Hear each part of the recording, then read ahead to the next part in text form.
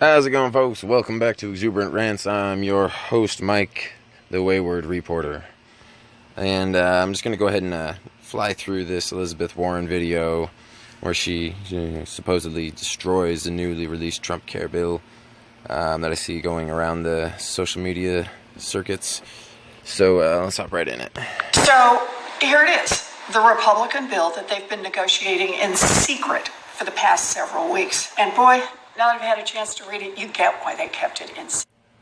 Probably, well, I don't know, not really one to talk if you're in support of the Obamacare, because Obamacare was also, kept secret until it came out, along with, numerous other legislation that Obama passed, in particular the, what was it? The TPP was one of those as well, where only him and Hillary read it before it was signed. But yeah. Because this bill just has one flashing neon light after another. So far, it sounds like you're just talking about the Obamacare, because a lot of you may already know, over 25 million people in America have lost their private health insurance. That number increasing especially over the past year, when rates increased by as much as 45% for some people. And the reason for that being is the more people who are unable to afford their own private insurance, the more people are going to be dropping that and, landing on Obamacare with no options. Otherwise, they risk getting a legal fine.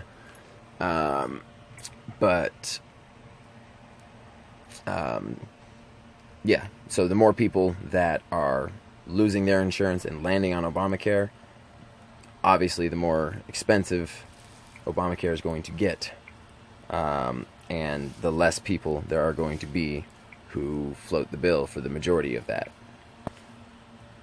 Signals who it is that the Republicans work for. The American people? Let's go to the part on taxes. Do you have a trust fund?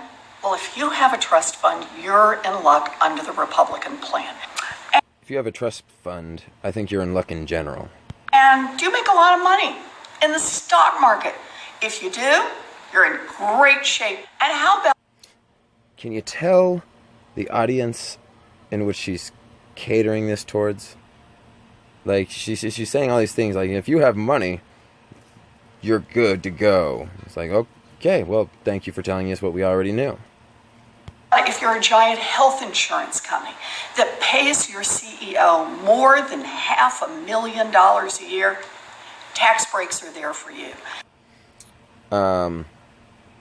What? like the insurance companies benefited off of Obamacare, big time.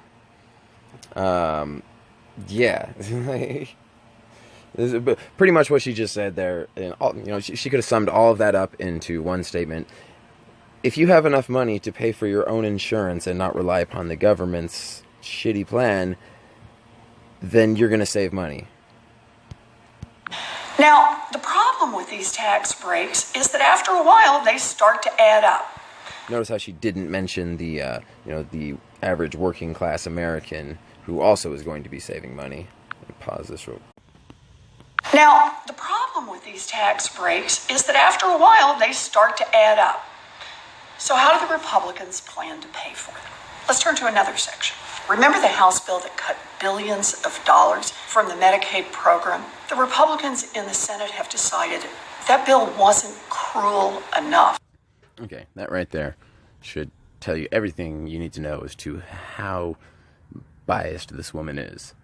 As if it wasn't cruel enough. Like, because, like they're having some Legion of Doom meeting where they're all just meeting behind closed doors, like, yes, how are we going to make it worse for people to live today? You'll never catch us. So they put in deeper cuts on Medicaid. And just take a minute to think about what that means. It means that 1 in 5 Americans who are getting their health care through Medicaid are going to have to suffer through those cuts. 30 million kids who get their health care from Medicaid. Notice notice a few things. First off, notice how she's stretching out the description of this end of the people who are going to be, negatively affected by it, stretching them out into these longer descriptions, which cater to our your apathy, because these are more relatable to most people, because most people aren't millionaires and whatnot. I like how she left out the fact that regular working class Americans are going to benefit from it as well, and then but she goes on in detail as to the people who are negatively going to be affected by it, all by the same thing. And also notice that she's saying deeper cuts. She's not saying cut altogether. She's not saying, well, yeah, that's really about that. Deeper cuts. And for nearly 2 out of 3 seniors in nursing homes who rely on Medicaid to help them pay the nursing home bills, they're going to face cuts. Cuts, cuts, cuts. And for people who've got... repetitive propaganda, anybody? You walk away from this video, regardless of how you feel, and what's the one word that's going to ring in your head throughout the day? Cuts. Insurance on the private markets. The Republicans have news, and that is that insurance companies will now be free to offer plans that just cover a whole lot less. Wait a second. You're saying that a privately owned insurance company will have the ability to, remove and, I'm assuming, add, elements within their plan, which, they may or may not need. Okay, let's see where this goes. What are they willing to let insurance companies just toss out the window? Maternity care, gone. Mental health care. I'll make do. That's okay. I think I'll be all right if they cut my maternity care. Mental health care, that's another story altogether. That's always open for debate. It is the endless debate. Gone. Treatment for opioid addiction, gone. Annual... Oh, but she forgot to mention that the Department of Justice and the DEA just increased spending by, I forget the exact number, but it's millions of dollars to help, develop a more efficient treatment and addiction program. They also filled, 900 vacant positions within the DEA.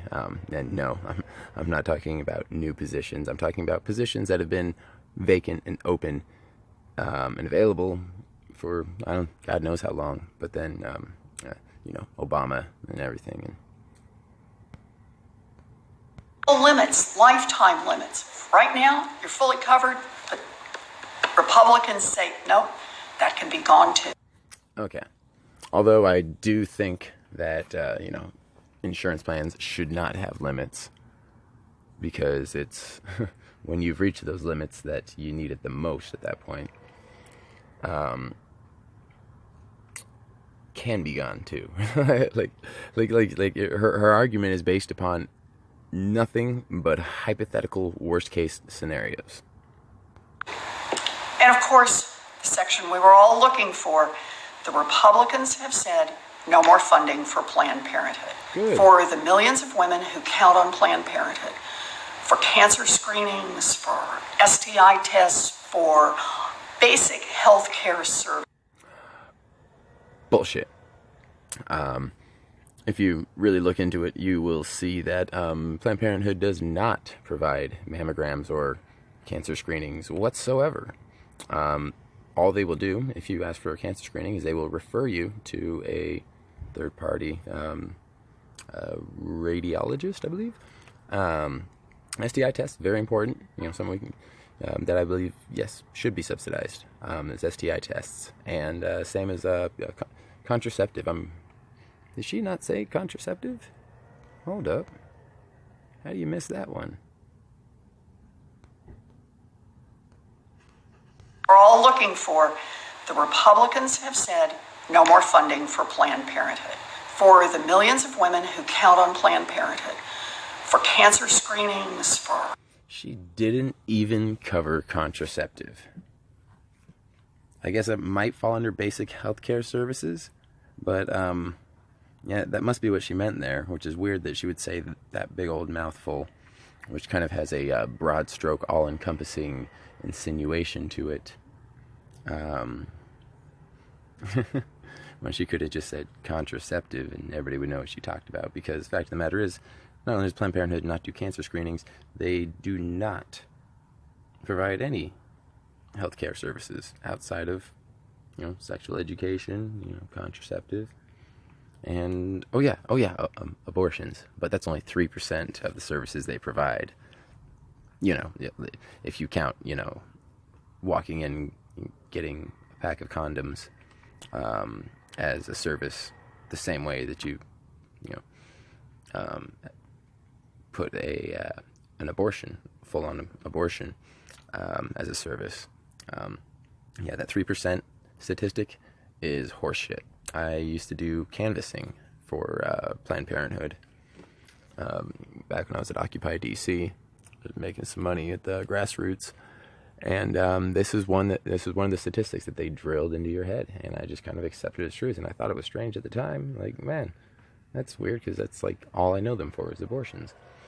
And when you boil it all down, the majority, practically all of their income is from abortions. Make no mistake about that. And they do carry out like 98% of abortions in America. I'm pro-choice and everything. But I agree. Like people who aren't pro-choice shouldn't be floating the bill because you didn't want to wear a Jimmy, or he pulled out, or whatever the case may be. My place is not to judge there. However, like that's not an essential. That's not an essential. Not to mention the fact that Margaret Sanger, the founder of Planned Parenthood, is a known and very vocal racist. Like totally out. Like man, if she was a man, she'd be rocking a KKK hood. She's had all sorts of quotes talking about exterminating the Negro population, and keeping the Negro population down through abortions, and this is no conspiracy. Like you can go watch. There's a Planned Parenthood video that actually goes over this fact that she was a known racist. They can't even deny it. And you'll notice that Planned Parenthoods are predominantly are mostly in predominantly black or poverty-stricken areas. Oh me, oh my.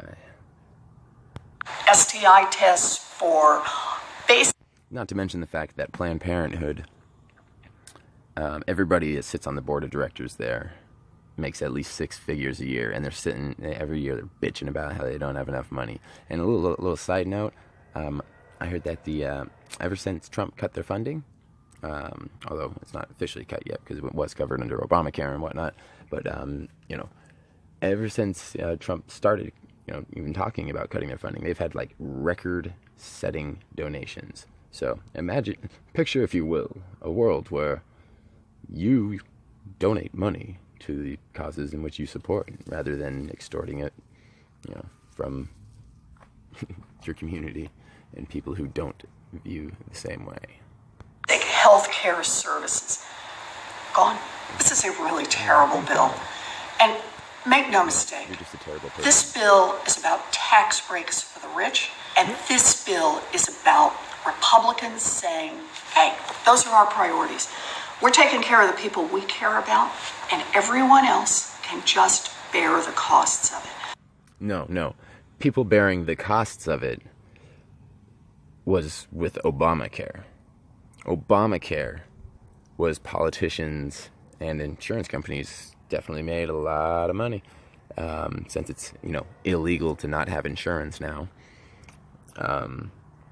Obamacare was, we're going to, socially inundate the lower class into, even more dependence upon the system so that, they need us. That's something that I'll close with. This is the moment to tell the Republicans in the United States Senate, to tell every one of the Republicans in the United States Senate, no, this bill does not represent our values. This bill is not who we are as a country. We believe that health care is a basic human right, and we will get out there and fight for it. Basic human right. Right. Okay. Although I do agree that, there should be easily accessible and affordable health care for, as many people as we can in this world. The fact of the matter is, it is not a basic human right. Because there's plenty of places in the world where no medical assistance is available, really. Not by a trained, a trained doctor or anything. But I want to close with this.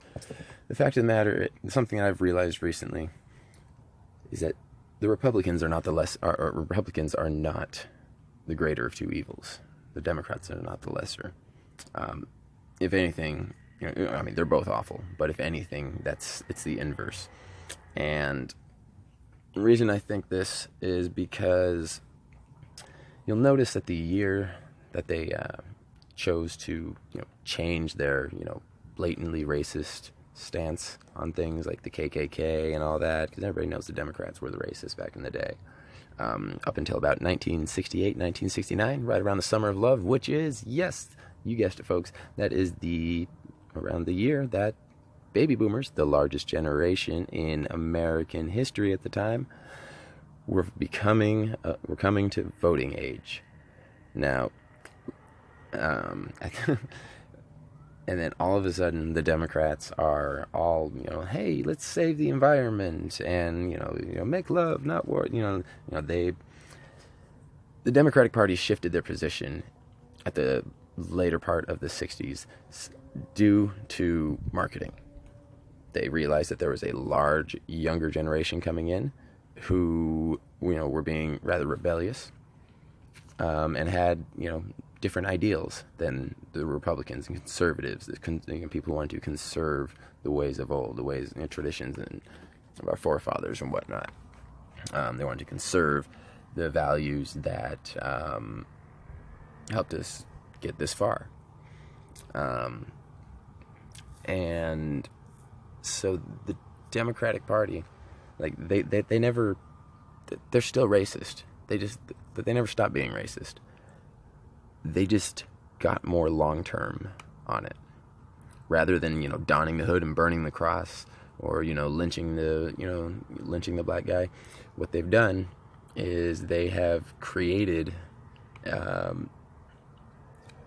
massive amounts of poverty through their through legislation that has left, certain areas gentrified, where it completely drives out. Now, and that's something else that's interesting. Like, you go around all these areas and around the country that are, victims of gentrification, which, if you don't know, is where, a Whole Foods and all this, posh, fancy shit moves into a neighborhood that cannot even begin to fathom affording the outrageous prices, and it.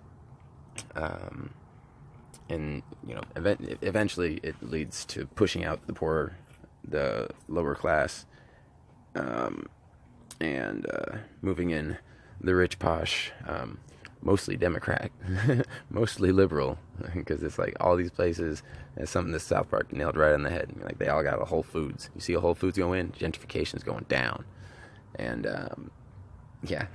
they're all all those shopping centers and stuff, they're all very much quite liberal. Might just be because I'm in California, but And the fact of the matter is, most of the money is in the hands of Democrats, not the Republican Party. Contrary to popular belief, the richer end of the spectrum is most certainly Democrats. Who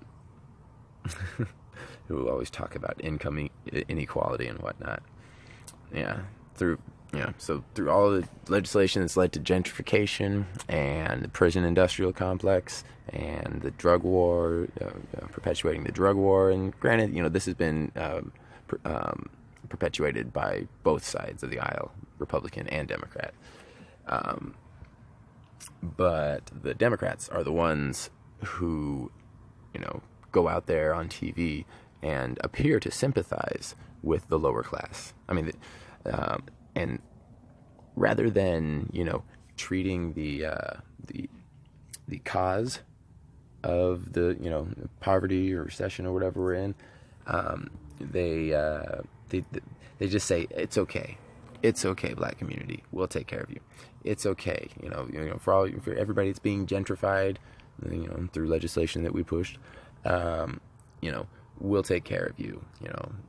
We'll make it easier to get on welfare. We'll make it easier to get food stamps. And once you get into the habit of simply having those things provided for you, it is extremely tough to get out. Like if we're talking years, people who have been on welfare for years, you'll get a better worker out of somebody who just got out of prison. Now, you may not have you may have more issues with the person who just got out of prison, but the fact of the matter is, and I say this, I speak only out of experience here, because as many of you know, I did 5.5 years on the road, just driving around, no money outside of what I make along the way, being a wayward gypsy hippie, picking up hitchhikers, all of that, living the hippie lifestyle. And I was on food stamps for a good portion of that. And that definitely, made things a lot easier for me. I'm very grateful that I had that opportunity and live in the country where I can even apply for something like food stamps. But, I only had to go in to the office once every 6 months to renew my application. I never once turned in a piece of paper saying, hey, this is where I filled out applications. This is how I can show you that I'm even trying to get a job. I was using that card all across the country. Throughout, in every state that I've been to, I've used a food stamp card with no questions asked or whatnot. And it's the same thing. That's what they're doing here with the Medicare. Because for every one of the 25 million Americans who had their own insurance and saw the rates go up with Obamacare, and eventually weren't able to afford their own coverage anymore, forcing them to fall into the Obamacare category, thus increasing the number of people on Obamacare and decreasing the number of people covering it, thus making the cost go up. It's an exponential thing. The more people that drop out of their own insurance and hop onto the Obamacare, it gets exponentially more expensive for those that are floating the bill, which are not the millionaires and the CEOs and whatnot. Granted, they have to pay their share too. It's the everyday working American Joes that are struggling to get by. They're the ones that see the rates go up. But getting back to the work ethic thing, after coming back from 5 years on the road, I went back to my dog grooming job, which I'd done for 3 years before I left. And I did one shift, and every second felt like an hour. There was my mind was racing, my quality of work was not there.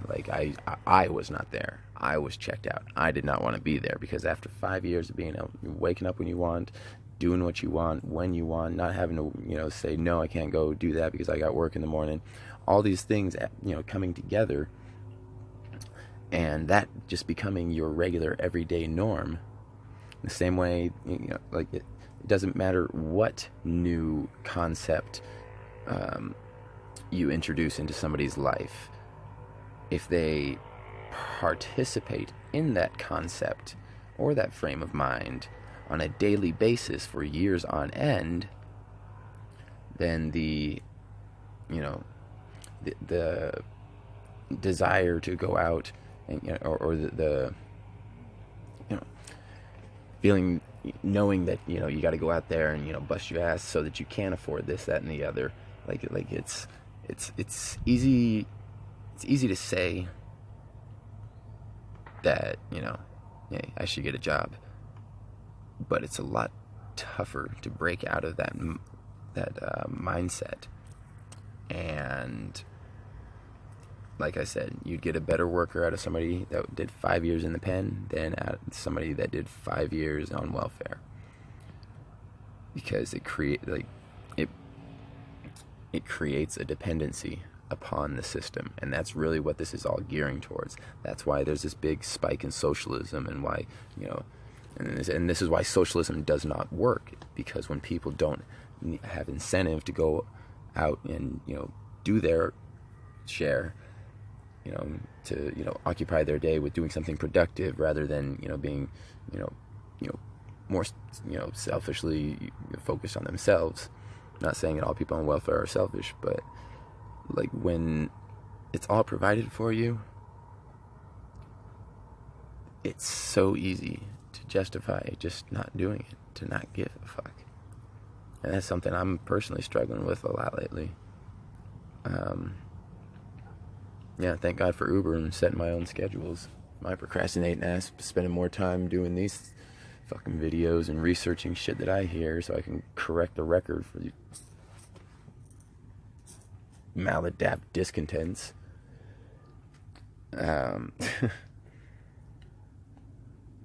Yeah. But through creating this dependency upon the system,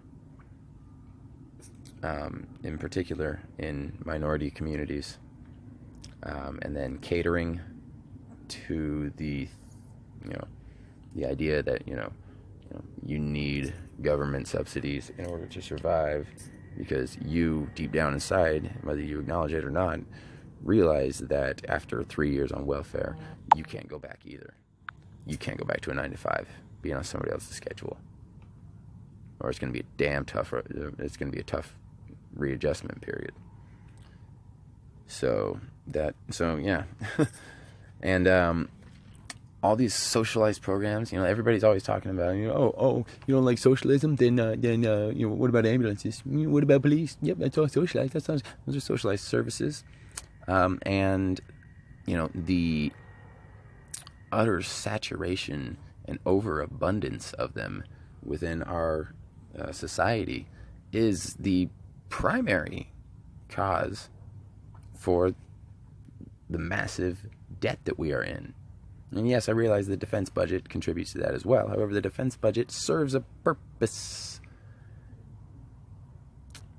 albeit, an abused purpose, until recently. So, yeah, Democrats are all just as racist as always. I'm rambling on. I think I've said everything I need to say. Fuck you, Pocahontas. If you like these random ramblings from the rambunctious, ridiculous mind of Mike, be sure to leave a comment below, engage in some dialogue, challenge it. Don't come at me with just like, oh, you're an idiot, or you're racist. Like next socialist to call me a racist, I'm gonna fucking track down your IP address. I'm gonna hunt you down, and I'm gonna make you watch a documentary on Nazis and socialism. Yes. What happened to Venezuela? Well, it seems like 10 years ago, Sean Penn and them, all them liberal Hollywood fucks, were like, we need to be focusing our attention on the shining light of socialism. That is Venezuela and Hugo Chavez. And don't get me wrong, I liked Hugo Chavez. I think he had great ideas. I think he actually authentically thought he was going to change his country for the better.